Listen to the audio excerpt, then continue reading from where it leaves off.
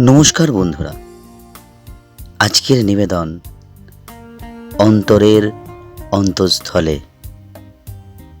লেখা ও পাঠে গোপাল দাস।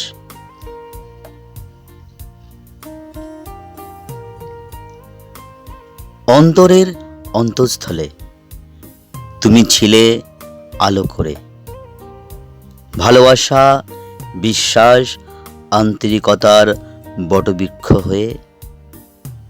তুমি ছিলে ভরসা, মন খোলা, উন্মুক্ত বাতাস। তুমি ছিলে শান্তির, আনন্দের প্রশস্ত পথ। তুমি ছিলে মন খুলে কথা বলার প্রতিধ্বনি।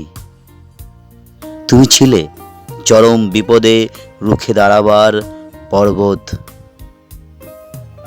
ঘন কালো অন্ধকারে তুমি ছিলে জ্বলন্ত মশাল।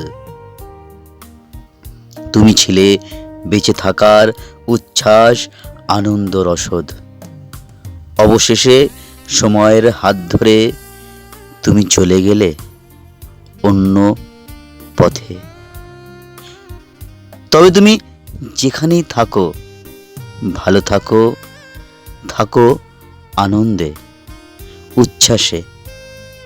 তুমি ছিলে, আছো, থাকবে অন্তরের অন্তঃস্থলে। নমস্কার।